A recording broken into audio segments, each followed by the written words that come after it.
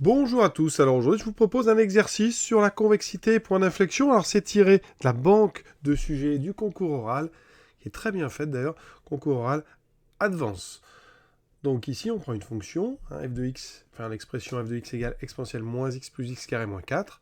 Voilà, et on va étudier d'abord la convexité de f, donc on va passer par le calcul de la dérivée seconde et son signe, et ensuite on va chercher à démontrer une inégalité ici en cherchant une équation de tangente, voilà. Donc ici, on est parti. Donc la convexité de cette fonction, qu'est-ce qu'on doit faire? Donc tout d'abord, on va calculer la dérivée seconde de f. Alors f, c'est une somme de fonctions de référence, donc évidemment, f est 2 fois dérivable sur r. Pas de souci. Je recopie l'expression. Seule difficulté pour la dérivation, c'est l'exponentielle moins x. À savoir par cœur, quand on dérive exponentielle moins x, c'est moins 1 fois exponentielle moins x. Donc moins exponentielle moins x. Plus la dérivée de x2, 2x, moins... Donc la dérivée de moins 4 qui fait 0. Ensuite, f seconde de x, c'est donc moins exponentielle moins x plus 2. Et on retrouve donc exponentielle moins x plus 2. Voilà. On a donc à étudier le signe de f seconde de x, qui est donc exponentielle moins x plus 2.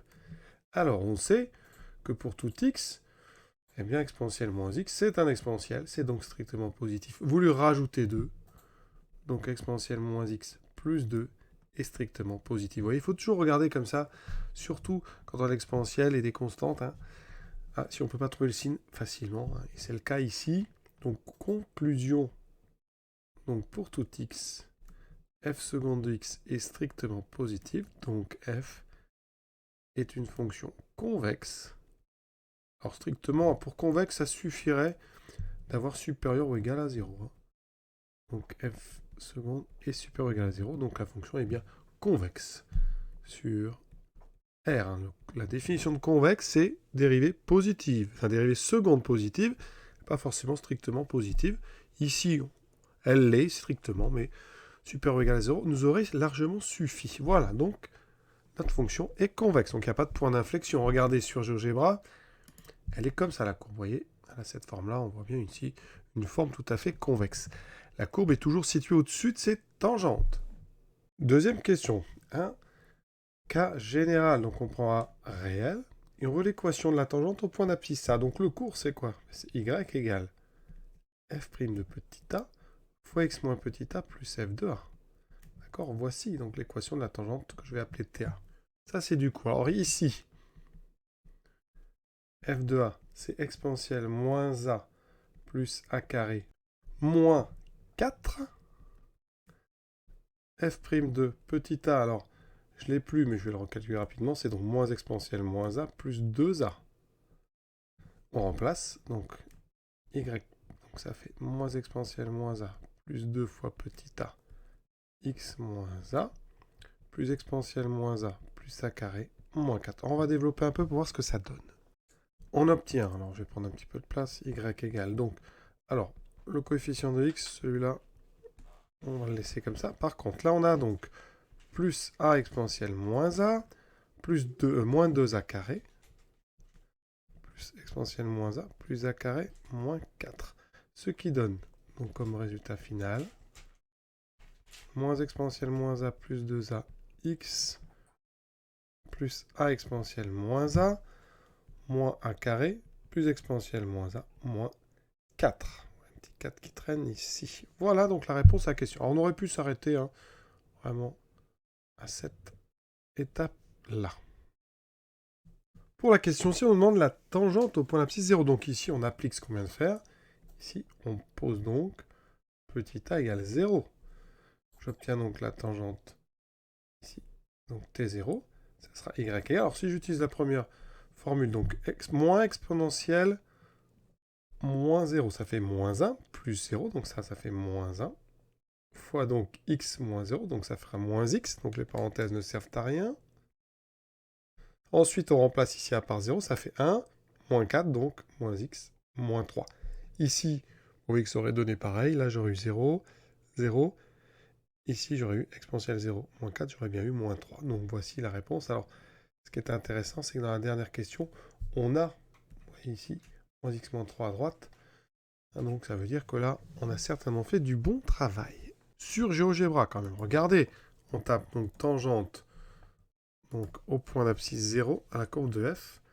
La voici, et on m'annonce bien moins x moins 3. Donc voici que ça donne. La dernière question, ça va aller vite. Et c'est très intéressant cette question parce que la convexité sert souvent à montrer des inégalités. Pourquoi? Parce qu'ici, on sait que f est convexe sur R, donc CF est toujours au-dessus de cette tangente.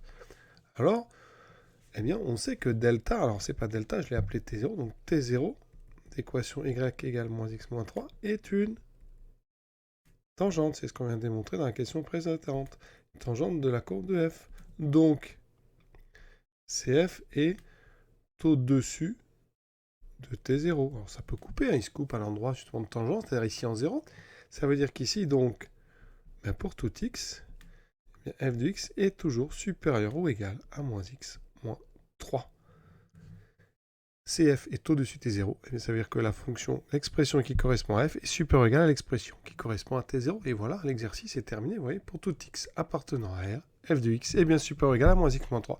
C'est exactement ce que vous vouliez démontrer. Vous voyez ici, on a f de x supérieur ou égal à moins x moins 3. Voilà, cet exercice est terminé. Et cette chose-là, on aurait pu la faire n'importe où sur la courbe. Là, je l'ai faite en 0.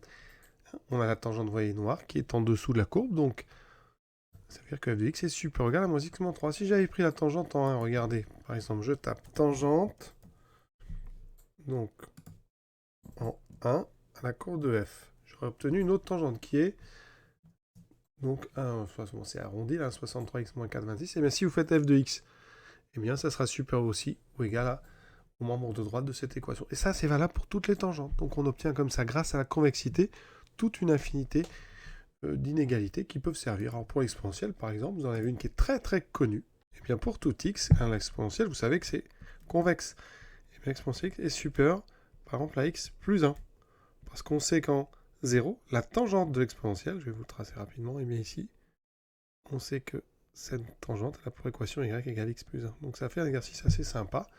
On utilise la convexité pour montrer que exponentielle x est supérieur ou égal à x plus 1. Ça prend quelques secondes. Juste montrer que x plus 1, c'est bien le second membre de l'équation de la tangente en 0. L'équation réduite. Voilà, je vous souhaite une bonne fin de journée à tous. À bientôt.